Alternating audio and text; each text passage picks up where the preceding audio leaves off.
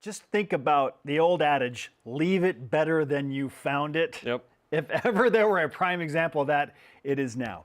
We're going to now send it across the hallway to Studio C here at BYU Broadcasting for Associate Athletic Director John McBride, who has some words before we get to Tom Holmoe's retirement press conference. Good morning, everyone. My name is John McBride, Associate Athletic Director here at BYU for Communications and Media Strategy. It's my pleasure and honor to welcome you today to this news conference announcing the upcoming retirement of our beloved and the legendary athletic director here at BYU, Tom Holmoe, after 20 years of service. We want to thank Tom and appreciate him being here. Look forward to hearing from him. We want to especially recognize Tom's family here, his wife Lori and the many family who've supported him over these many years, and appreciate their love and support. The format for today, the event will be the format of today's event will be as follows. We'll first be pleased to hear remarks from our president of Brigham Young University, President Shane Reese. We're thankful to have President Reese with us. Following President Reese's remarks, we'll have a brief video presentation, and then immediately after the video, we'll then hear some prepared remarks from Tom. And then following Tom's remarks, the remainder of the time will be available for Q&A with the media who are here in Studio C. I'll stand back up and have some instructions at that point, but with that, we will pass things along to President Reese. I'd like to welcome everyone today, and we were just backstage preparing for this opportunity to address all of you. And how about that big win for the BYU men's basketball team last night? Huge on the road, yeah. Just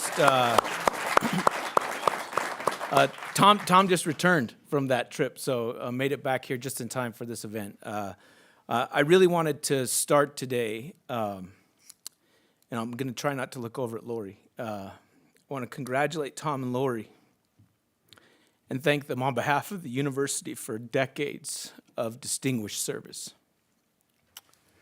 When we talk on this campus about Christ-like leadership, Tom has lived it with our coaches, with our student athletes, and with all of Cougar Nation.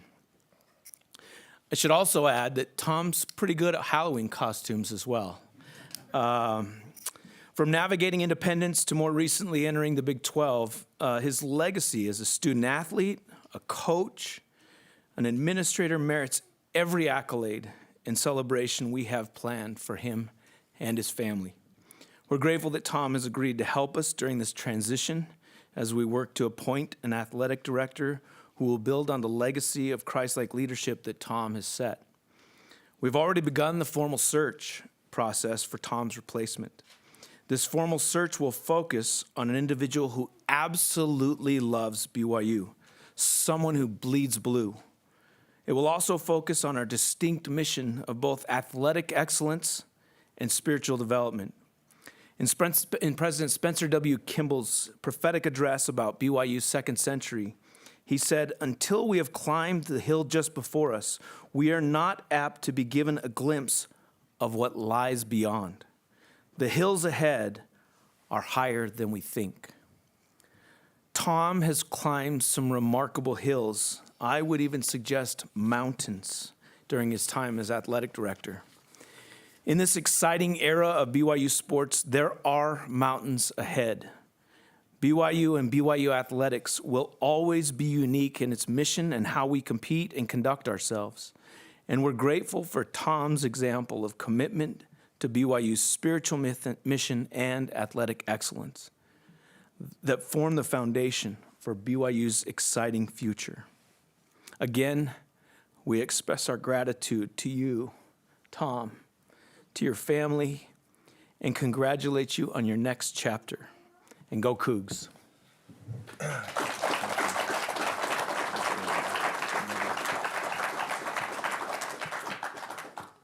Thank you, President.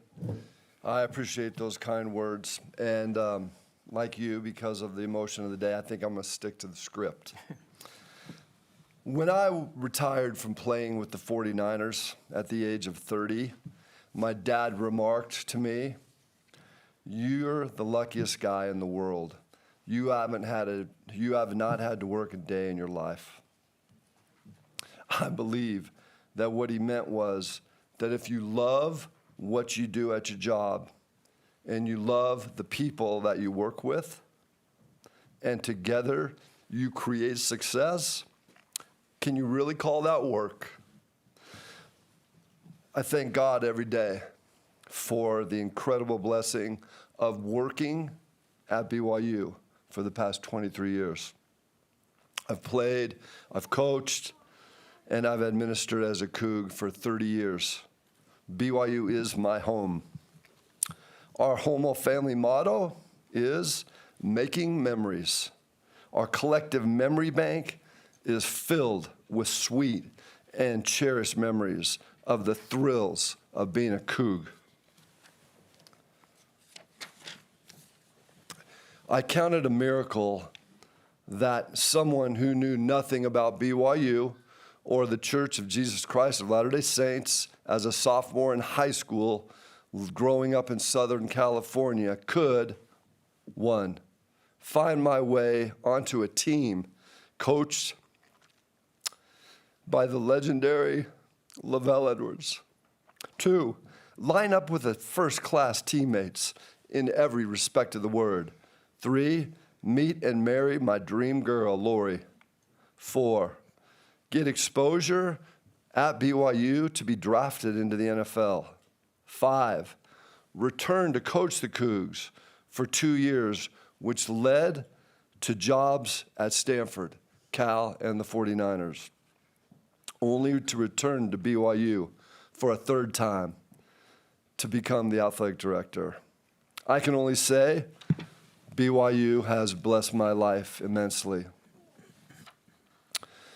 I was passed the baton to play the role of BYU's athletic director in 2005. I knew at the time it would not be my duty to finish the race or to break the tape, but instead to run a good race and be prepared to pass that baton to the next BYU AD at the right time. I believe this is the right time. In 2005, when I first received the baton, we were already pretty darn good at BYU and had been for a few decades. But with the addition of some amazing coaches and a constant, steady stream of remarkable student athletes, we got better. You add to that a fan base that stretches, well, to forever, called Cougar Nation. A student section at games that's second to none, The Rock. Donors and sponsors that not only support the Cougs financially, but willingly and effectively teach us, players, coaches, and administrators, career, business, and life strategies. And we have, with all that, a cheat code for success. In my 9 years with the 49ers, I learned firsthand that to keep a franchise at the top, the leaders of the organization could not allow players and coaches to just hang on to their valued positions while they were in the downturn of their careers. It was a tough pill to swallow for all of us that had to move on, but the 49er organization remained at the top for 20 years. I love my beloved BYU, and I believe strongly in our athletic future. I believe in the leaders that are in place right now. The next few years will be very important decision-making times. Key strategies for the future that don't even exist today will need to be made by a team and a leader that can guide beyond this present day. I don't want to hold on too long, in any way, diminish that greatness which lies ahead for BYU athletics. So far in my remarks today, I've used the pronoun I far too much. My story at BYU from my freshman year in 1978 till today is unquestionably about we.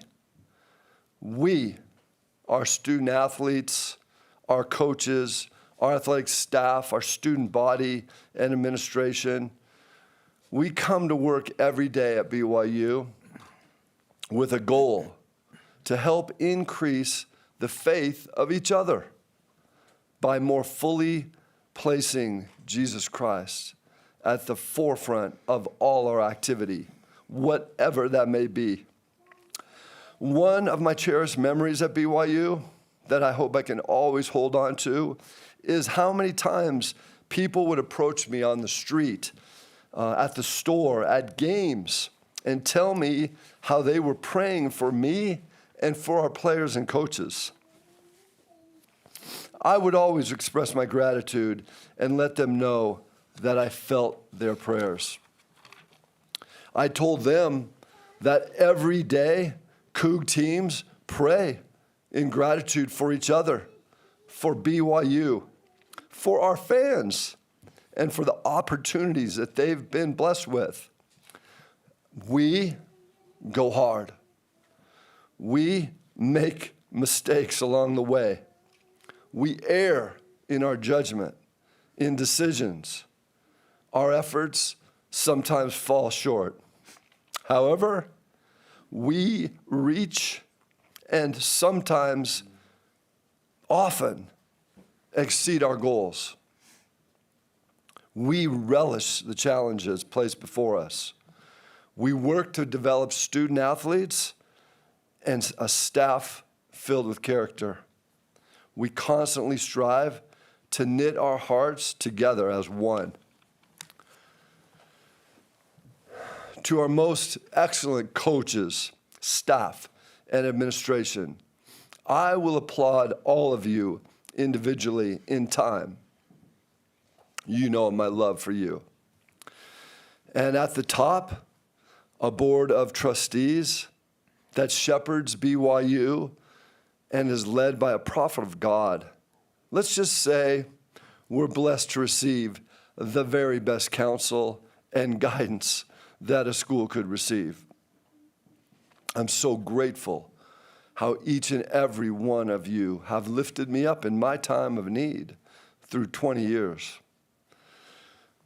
Plus, if I speak just one name, I'll start bawling. I've raised my family at BYU. They are true blue. I thank my dear wife, Lori, for 42 years. She's been a sure and constant source of love and support. I thank my children and their spouses, Shannon and Robbie, Danny and Carly, Eric and Chrissy, Lauren and Zach. You give me incredible encouragement and way too much advice. And finally, to my grandchildren, Miles, Briggs and Lucy, Rocky, Letty and Desi, Remy and Sonny, Mickey and Ronnie, plus Kobe on the way. We've got 6 more months to play in Papa's Play Place, which is also known as the indoor practice facility. Go Cougs.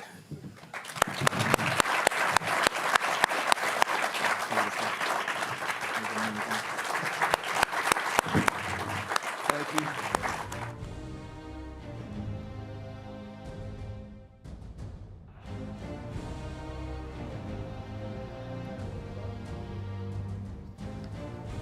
After years of consideration, we determined that there was no time like the present to chart a path towards independence in football.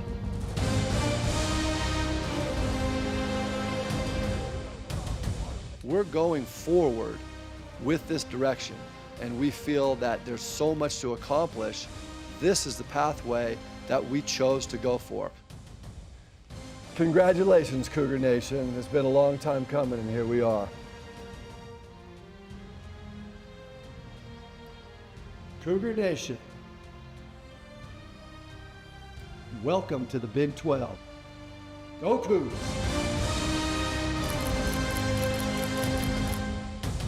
BYU student athletes are the secret sauce. I love them. They are the key ingredient that makes BYU athletics great.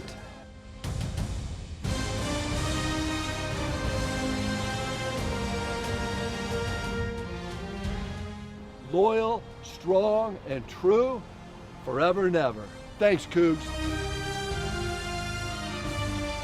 Success is a journey, not a destination. Cougar Nation, it's time to continue. Go Cougs.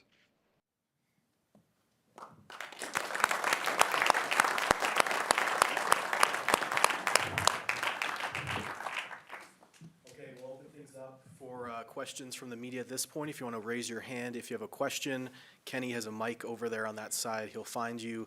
If you can stand and state your name and news organization before your question, that would be great. Thank you.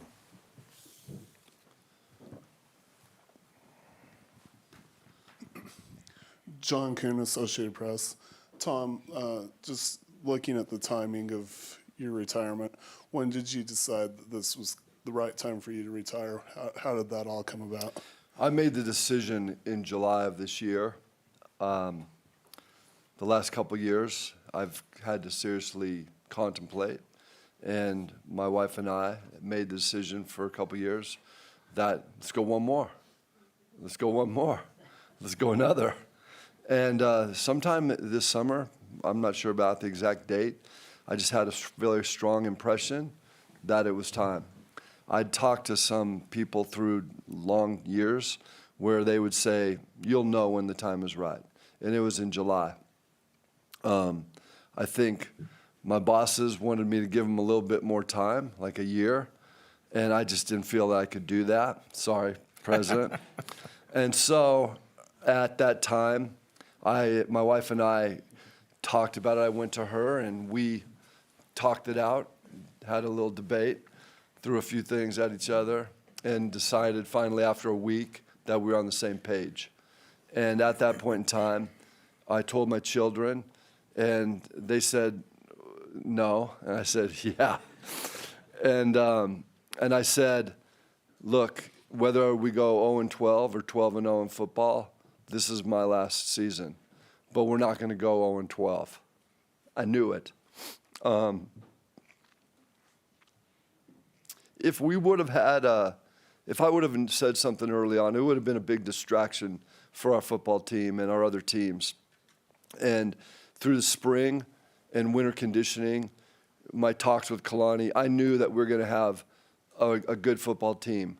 I'll be honest and say I didn't think we would reach the heights that Kalani and his team reached, but I believe that we were a bowl team. I saw them work. I saw it coming together. And at that point in time, I was just praying that it would come together, and it did. So super grateful for my sanity that it was just a sweet and special year. And so about 2 weeks maybe after the season, I went to President and to Keith and said, this is the time. And I said, hey, I'll work through the end of this contract, which is August. And at that point in time, I'll be done. But I'll do whatever you need me to do up until that time. So my president can answer the questions more about that. But I just believe that this is a really good time to make a smooth and effective and powerful transition. I sincerely believe that the pieces are in place for us to continue to really thrive. The Big 12 has been a special blessing for all of our teams. We all believe in the Big 12, that the leadership of the Big 12. Man, being in Morgantown last night for a game was special. And this is the right time. So I hope that answers the question.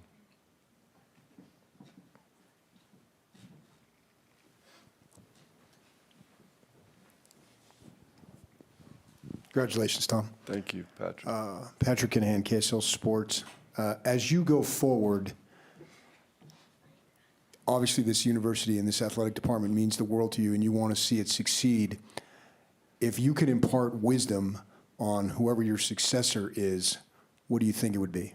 I don't think there's any question to that answer, and that is when I was hired by President Samuelson in 2005, he sat me down in his office and said, "You have got to be aligned with BYU, the school." They all often talk about academic mission or the school's mission and how it's aligned with the athletic department at every school. And I think there's varying degrees of alignment with the school. I don't think people realize that. I think they see athletic departments and football programs as being the number one star on campus, but the foundation is the school, and it will always be that way. There's things that are going on in athletics right now in college that will bring you away from that. But he said, keep aligned with me, meaning the president, and the direction that I give you, and I will stay aligned with our board of trustees in the church, which we have the closest bond as any school in the country. It's a strength that I could never overstate.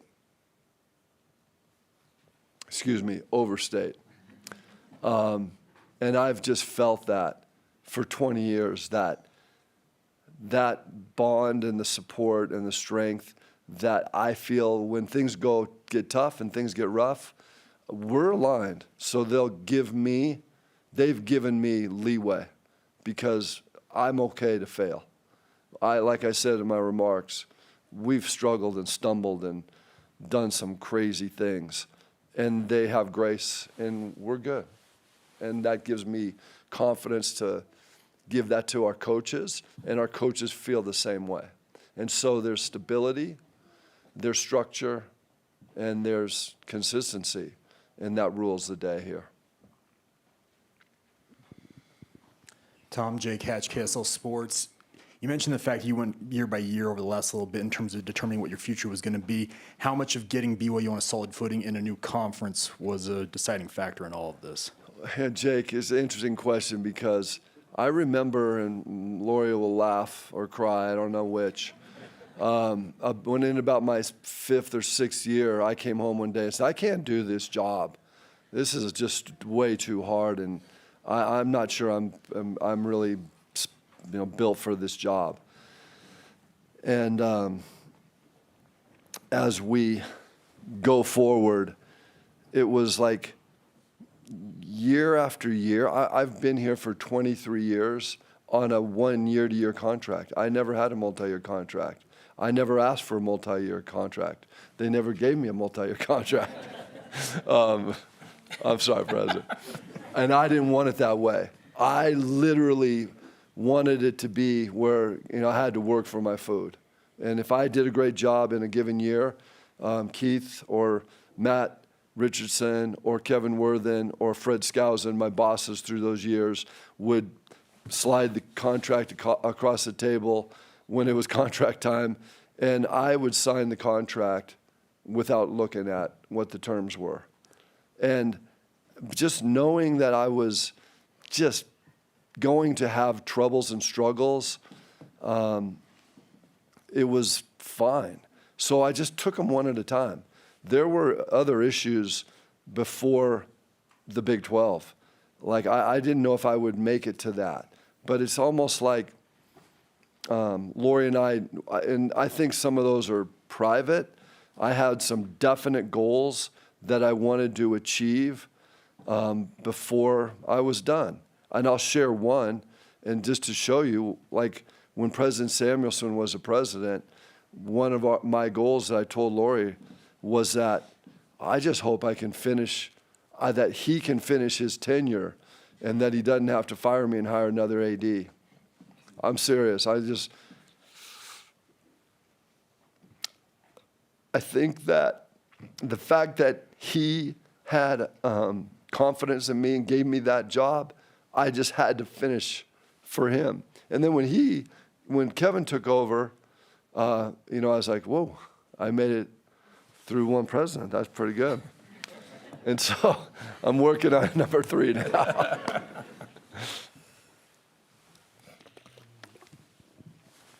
Darnell Dixon, the Daily Herald. A lot of coaches and administrators are getting out of the college game because of the changes, the NIL and transfer portal and all of that. How do you feel like you were able to navigate that, considering what BYU represents? You know, it's a great question. I think that the answer is many faceted, but I look up and see some of my coaches in the stands right now, and we just did it together. There were difficult times. Like, I'll give you one example, and there would be many if I had time, but during COVID, Kalani and I would get together and say, you know, what are we going to do? Really, we would look at each other like, I'm not prepared for this. He's not prepared for this. And then, like, we'd cobble together a schedule and say, Kalani, like, we have a chance to do a home and home with Alabama. You want to do it? And he'd look at me, and I knew in his heart of hearts he's thinking, no, I'm not so sure about that. And he'd go, let's do it. And so, like, together, the coaches and me and my administration, we just figured out a way to get it together and make it work. And so that's kind of how it worked. There were times, I want to speak on COVID a little bit. It was a really fun and exciting time when I say fun. And I say that because I look in the stands right now and I see Ryan Smith, who's a friend of ours. And during COVID, and I called him up and said, hey, how's this work? What are you doing? And he runs a business, I run a business. And we had talks, he shared some really private things about his experiences growing his business. And we shared that. And it kind of hit. It wasn't exactly apples and apples, but like what he shared with me, I was able to take and share with Kalani and with some of the other coaches. And then I could hear the coaches taking that emotion and energy and strategy and putting it with their players. And then, you know, Andy Reid would call me and say, hey, let me just tell you, here's how it's working with us. Danny Ainge would call me, here's how it's working with us. We just have this team of talent in our alums that is seemingly endless. And they just don't call and say, good luck. They're like in it all the way. And so for us to be able to get through difficulties, there are going to be difficulties every day, almost every week, and we like taking them on. We do. It's hard when it happens, but we're always reminded, when you get through it, it's going to be sweet. Jay Drew, Deseret News. Congratulations, Tom. Thank you, Jay. President mentioned that you would stay involved. So this is a two-part question. How involved will you be, or will you just ride off into the sunset? And second, what's on your bucket list? What's next for you? Okay. I told President right off the bat that I did sign up for another year, which was through August. So if he needed me till that day, I'm in. But I said, it's probably better for everybody to get someone in here sooner than later. And that's a good thing. So if it takes, a week or a month or whatever the time is, when that new AD comes in to ask for my keys to my office, I'll give them to him and then maybe be selling nachos at the Smith Fieldhouse for the rest of the time. And just, if I can, Jay, the other thing I would say is that when Tom came to my office and indicated that he was willing to stay until August, until the end of his contract, I did talk to our contracting staff and ask whether or not we could change the year on that contract. And they assured me that it was already signed and executed, so I couldn't do that. It would be in breach. But I'll say that Tom's willingness to be a part of kind of our process going forward is incredible. It shows his commitment to the institution.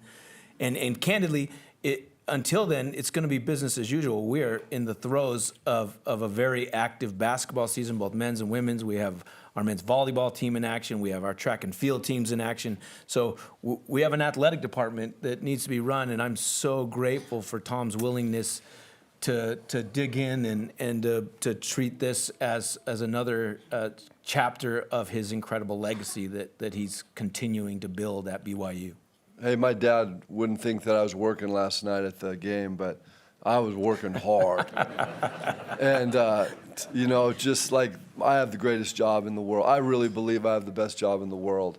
And, like, to be able to see Kevin come running off the, you know, I always go down the tunnel to the locker room, and to see Kevin, like, running towards the locker room and just to embrace a coach that just fought like crazy to win a game. That's my bliss, is being in the games, seeing the players coming through and just looking at all their eyes. And they just had a really difficult, tough loss at Cincinnati and then battled back. How do you beat that?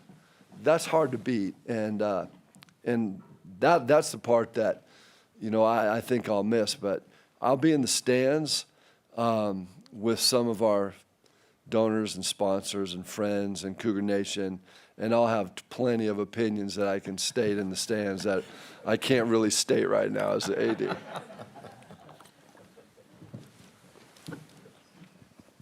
Mitch Harper, KSL Sports. President Reese, you noted something. Just wanted to follow up. You mentioned that there's a formal search going on and that you want someone who's passionate about BYU. Is that focusing in on internal candidates, or are you conducting a national search to find Tom's replacement?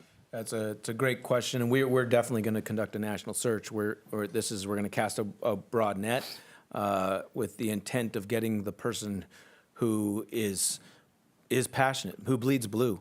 I mean, and committed to the mission. Tom talked about this alignment piece. Understanding that we're sponsored by the Church of Jesus Christ of Latter-day Saints and our connection to our board of trustees, and having that alignment from top to bottom is an incredible asset. I would call it our strategic advantage. I think it's part of what led to some of the magic we saw with our cross-country teams this year. I think it's what led to this magical football season that we've had. It's the magic of this athletic program, and I think that alignment matters critically. And so that means that we've got to be rigorous in our approach for searching for a replacement. And really, we talk about a replacement. I don't think you ever replace a man like Tom Holmoe. I think there's a successor in this role, but Tom Holmoe's an irreplaceable athletic director. 20 years as an athletic director. I go around and look at Big 12 schools, and that's a rare individual. And you then look at the path that we've trod to get to where we are as an athletic department through independence to entry into the Big 12. It's a remarkable tribute to an incredible career. Hey, I'd like to kind of add on to that as far as what President said about the search. One of the things that is super encouraging for me is the day that I came to President and we talked this out.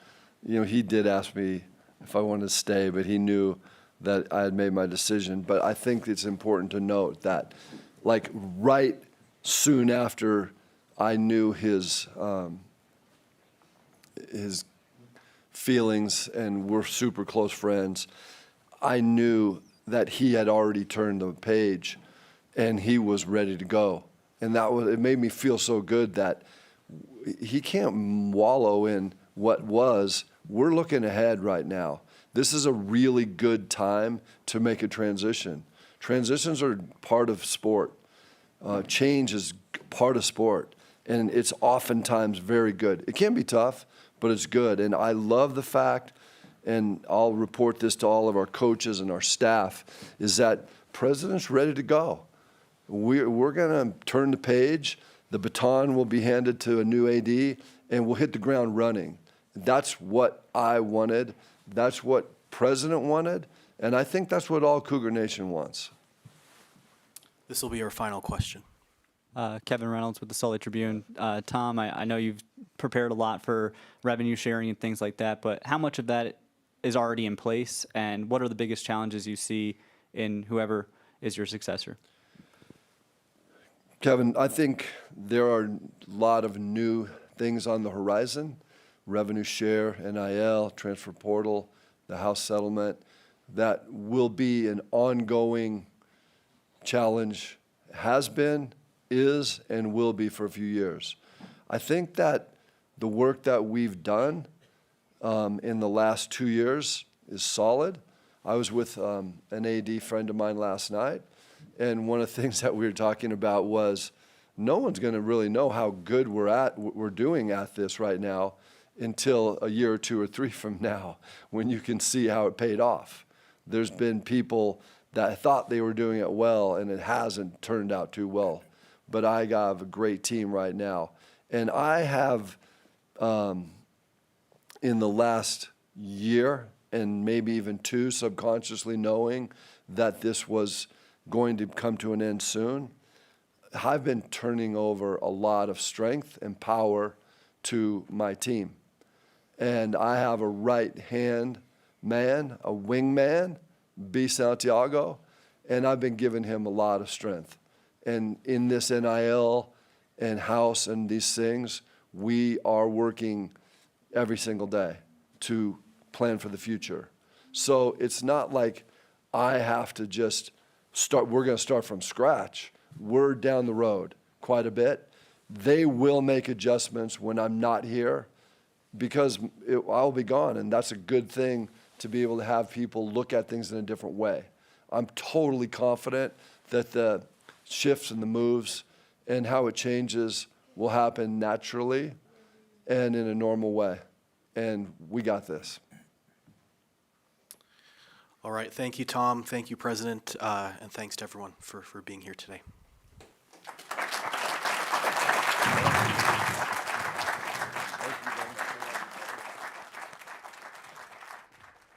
BYU Athletic Director Tom Holmoe making it official. He will finish out his